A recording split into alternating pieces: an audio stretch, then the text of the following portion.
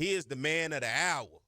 He is the man of the year right now, but there's still so much more left before we go there. But I got to have him on this morning because it is best that he has an opportunity to speak to you guys because he is the leader of the Southern University football team. And in his first year, the Southern University Jaguars have won the SWAC West title. Good morning and welcome to the show, Coach Terrence Graves. Good morning, Coach. Good morning, Perry. How are you? I'm doing good. How you doing? I'm doing well, thank you. Good to have you on, Coach, this morning. All right, where do we begin, man? Here we are in November. Feel like we just got started. Feel like it wasn't that long ago in last year's Bayou Classic because we have circled around once again a whole year. You took over this program after firing of Coach Eric Dooley. You took this team into a Bayou Classic, and you were the first coach ever to coach a team in the Bayou Classic, both at Southern and at Grambling. You win this game for Southern, and then we get the news that Coach Terrence Graves took over this program. The interim tag will be off. This will be his program. Now, there were a lot of, hey, I don't know, what we should have went here, we should have went there. And I tell you all the time, Coach, I have no problem. I was one who was kind of leery in the beginning myself as well because I just didn't know. There was a lot of question marks on where a lot of people wanted to know, how do we move this football program forward? Once you had Dawson Odoms move out the way, then you had Jason Rollins, then Eric Dooley. It seemed like there was just going to be a period of Jaguar football of that wilderness of just where do we go? Anybody got the right directions? But it seems like we got the right direction with you, Coach. No matter what was said, no matter how tough it was, you found a way to navigate it. And I love what you say every week in your press conference. You talk about the precious present. That is something that has stuck with me every time I hear you say it because you cannot allow yourself to go too far down the line. You have to focus on now in the moment. And for you, the precious present of when you was named the head coach and realizing what kind of job you was going to have and a fan base who was going to be after it. Yeah, man. Perry, it's been a blessing from the beginning. It's still a blessing. I'm just ecstatic and elated to be the head football coach at Southern University. Again, last year, it seems like time has really flown by. It was around this time last year or a little bit after last year when I was named the head coach. And I remember all those things. But the thing about it, I don't take it personal. The thing that I would tell people is it's just like anything else. Give those people an opportunity whose work has shown and proved that they're worthy to have an opportunity to lead. It's no different in the business sector, no different in the educational realm. If you have a teacher who's taught and grown and moved from a teacher to an administrator, from a vice principal, then they give them an opportunity to be a principal. It's all the same thing. It's just athletics. You reward the people who've been loyal, those people who've been productive, people who've been successful.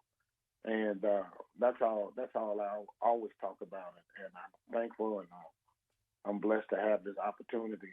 And it's not about me. It's about those assistant coaches and players who've entrusted in me and what my vision is and what I want to do in terms of leading them to be champions on and off the field and in the community. And those guys have bought in. And we've been fortunate to be SWAC West champions. And that's just phase one of the three phases that we set our goals on. And so it's been a whirlwind. It's been fun. It's been some ups and downs, but, in life you're going to have trials and tribulations, but you just got to continue to keep going. Coach, when you first took over and you get the opportunity, you sit in the chair and you rail back and you're like, all right, here's my time to shine. And when you looked at this program, what was the first day like on the job when you looked at everything, you pulled it to the next page and said, all right, this is where I want to start for you. Where was it that you wanted to start? Well, we definitely had to make sure that the staff was intact, and then we needed to make a few adjustments.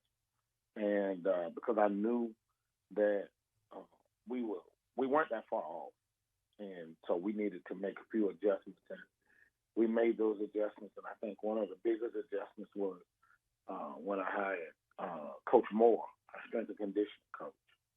And when I hired him, and the program that he had and he has works has paid off dividends for our football program. And that if you're gonna win championships, you have to build it. And you start off with your strength conditioning coach, and he came in and he hit the ground running. And those guys, they bought in and they love it. He's a disciplinarian, but he's fair, and that's the thing about it. He's no nonsense, but he's a coach that you can sit down. They can go and sit down and talk with.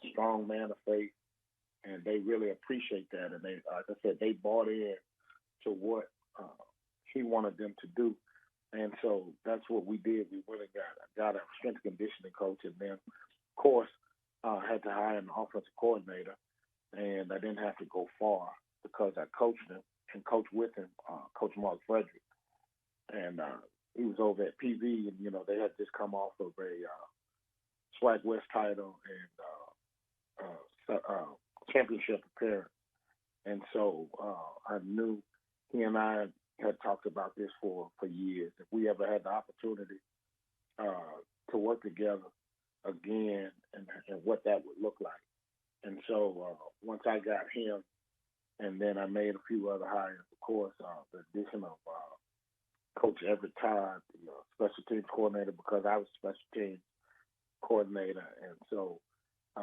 had to hire someone who could coach the defensive ends, because I moved Coach Scott back to the linebackers, Coach Chris Scott.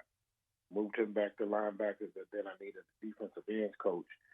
And Coach Todd, I knew he had been my coordinator previously in school up north. So, he's also been a special teams coordinator, so that was a no-brainer.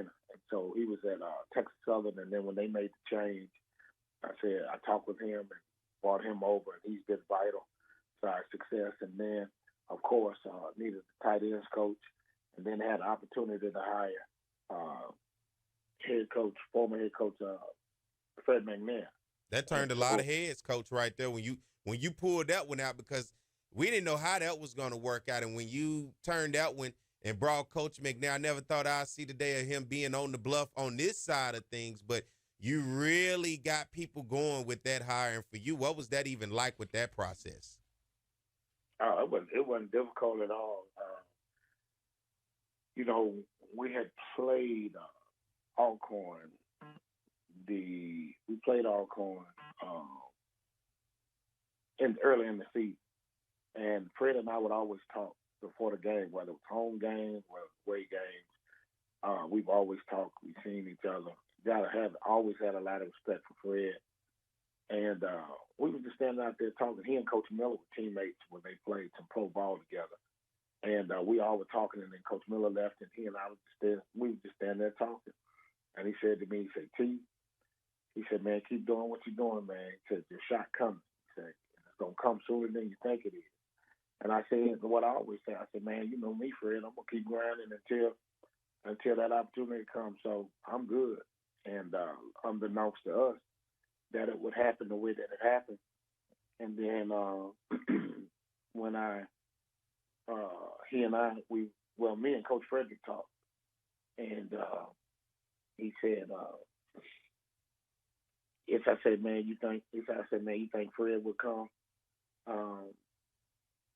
and be a part of the staff? And Coach Fred just said, well, let me call him.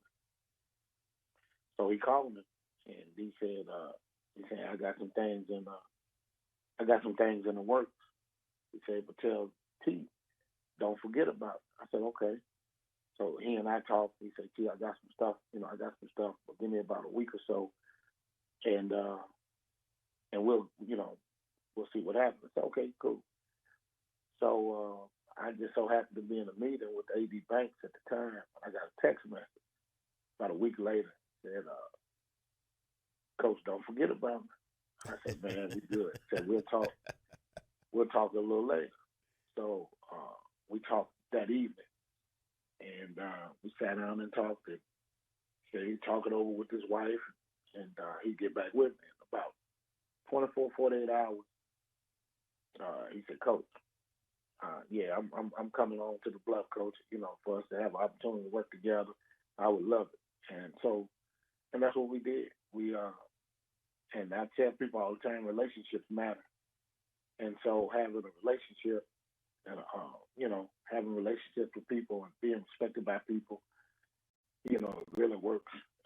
It works out that way. And then I tell people all the time, I'm very blessed to have 3 head coaches on my staff. And, a lot of people would say, well, I heard it all. Man, I don't know if I would have done that. You might be hiring your replacement and this, that, and the third. And I don't coach looking over my shoulder. Yeah. And the thing about it, if you're going to ever be great at something, you got to surround yourself around great people. Iron sharpens iron. So, exactly. So,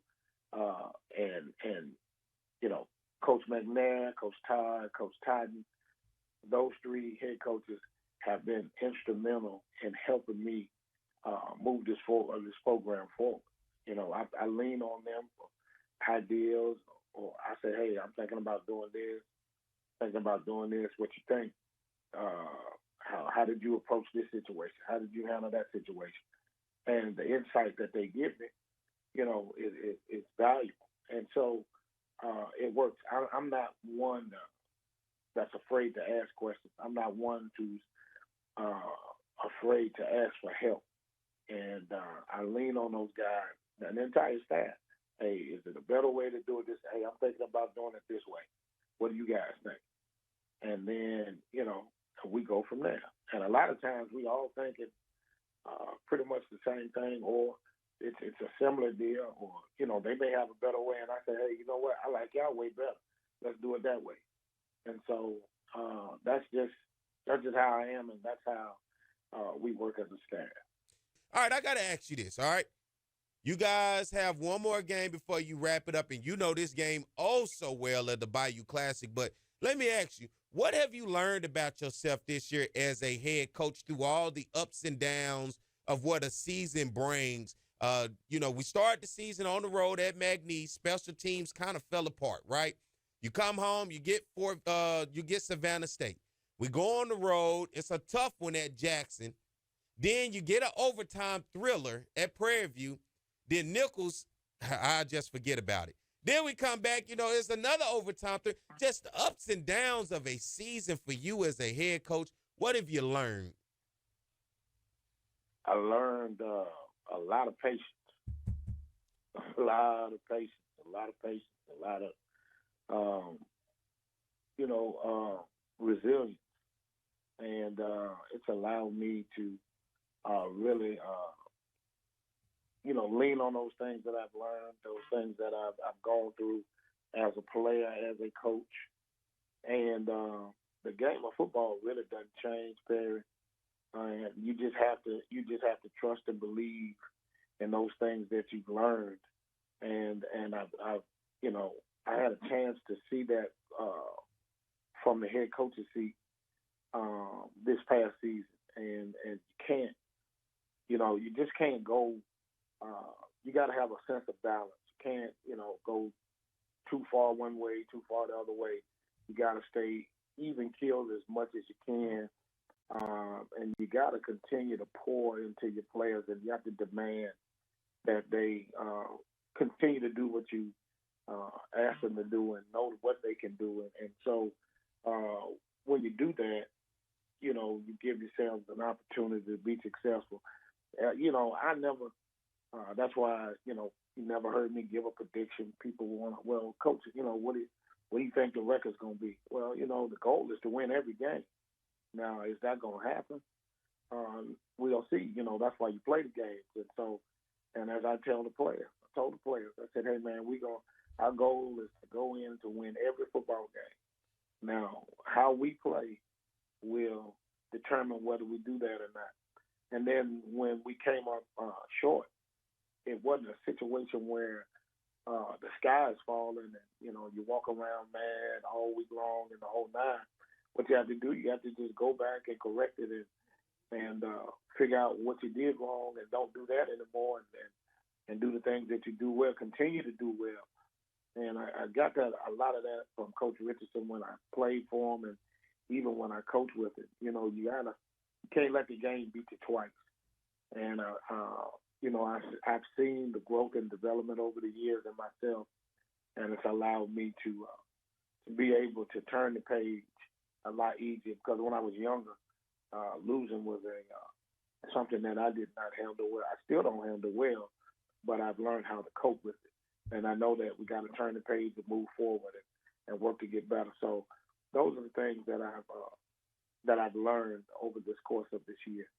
That's good to have that step back, look in the mirror, evaluate yourself, and just realize, with all things in life, there's a process. And that's the same thing that you teach these young men, that there's a process and it's a way of how you're going about doing it. And the only way you can teach that and show that is if you do that by an example, by the way that you process things. And what I got to ask, because processing and looking at this as a head coach, offense has seemed to be a struggle. You guys have gone through making changes through the offensive line. You have gone through not caring about which quarterback is which. We're just going to put the best guy out there. What is it like sitting in that room and you looking at this staff saying, hey, fellas, we got to figure this out, from the O-line to the quarterback room to whatever. You as a head coach, and for the fans out there saying, hey, 1 week is Noah, next week is T-Set, the next is Jalen Woods, or just looking at that offensive lineman. I think that's the best part of what I've seen are the adjustments, and that the fact that you and this staff not afraid to put somebody out there. Well, one thing, I've always been the type that you got to be able to make adjustments. And you can't be so hell-bent on your scheme or what you want to do. It's always about what your players can do and how well they can do it. And, going into the season, we only had one returning starter on the offensive line. Even though we brought in older guys, we brought some guys in the spring, and then we brought guys in the summer, and those guys had a chance to work together. But, you never know how those guys are going to work until you get into the live action. And then, of course, excuse me, the quarterback situation, 2 redshirt freshmen. Noah's a junior who's played some over the course of his career, but again, still hadn't had a whole lot of time. So, brand new offensive coordinator, new system, and so we knew that we had a chance to be really good, but we also knew that in game situations, we had to get to game situations in order to figure out who we are and what we were. And so, in that, you have to always be willing to make the necessary adjustments. And I think that the offensive staff, though we struggled, but we've also gotten better week after week. And that's the thing. And we made the necessary adjustments to give ourselves an opportunity to compete for a SWAC championship, to win the West and compete for a SWAC championship. So hats off to those guys, because, again, in this game, in this profession, ego or the super ego runs rampant for a lot of people. And I'm just so grateful that that our coaches don't allow the super ego to get in the way of what they're doing. And they're willing to make the necessary adjustments. Whatever we had to do, that's what we've done, and it's paid off for us. Here we are in the precious present. I'm using your stuff against you. Well, with you. Ain't no against, we together. We're coming into the Bayou Classic. You know it better than anybody. You are the only coach to ever coach at the school up north, as you call them, and at Southern, and get a victory at both. And now, for the first time, without an interim tag, you take in a program. Now, we have had this conversation before, keeping a team focused as they head into the next game. And even though the SWAC West has been clinched, it's still business in front of you. What is your message to the team this week leading into the Bayou Classic to say, let's not overlook it, because it easily happens, and we see it all the time across sports, where people overlook the next opponent because they're looking at the bigger picture instead of taking it day by day? Well, I think it's exactly what you said. Living in the precious present is the most essential thing. Grambling is the next opponent. and it's a big game because it's the next game. It's also a big game because it's the Bayou Classic. It's a big game because it's the state championship. All those things make it a big game. So nothing else matters other than the Bayou Classic. And I think what helps our team stay focused is more so now is the Bethune-Cookman game. That game and how that game ended allowed those guys to understand that you can't look ahead. You got to live in the present. You got to live in the moment, and you got to focus on the opponent that you're playing at that time. And I think that game was a huge bonus for us in terms of focusing and staying the course and focusing on who you're playing in the here and now. Because I said it. I felt like those guys had looked ahead because of all the scenarios that they had heard and what they had read and seen on television and on social media. And, as much as we tried to guard those guys against that and really focus and lock in, human nature sometimes, especially with youth and inexperience, those guys get excited. And again, I think that game was a huge help for us because last week I felt like the guys were really locked in and focused on the opponent, which is UAPB. And so, it's no different this week. They know that this is the in-state rivalry game, the championship game. And I can tell you all week those guys have really been locked in and focused on assignments and things of that nature, watching film and paying attention and talking about what Gramblin's doing in all three phases of the game. So when you hear that and you see that, you just got to continue to push that and make sure that we echo those things so that those guys understand what we need to do next Saturday.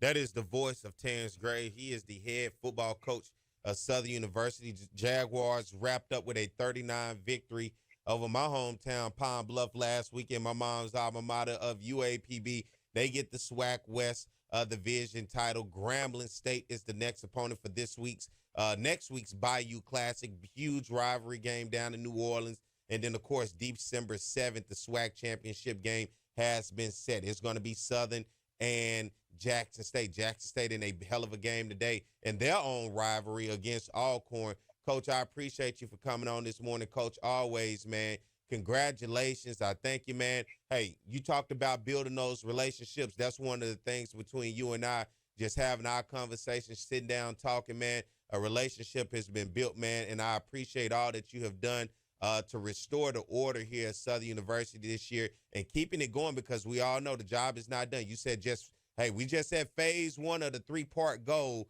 There's still 2 more parts to go, but just to even check off phase one, that's a start. So, Coach, man, appreciate you for all that you do, man. And look, as you say, stay living in the precious present and just continue to try to go 1-0 each and every week. Thank you, Perry. I appreciate you allowing me to have an opportunity to come on and speak this morning to the Jaguar Nation.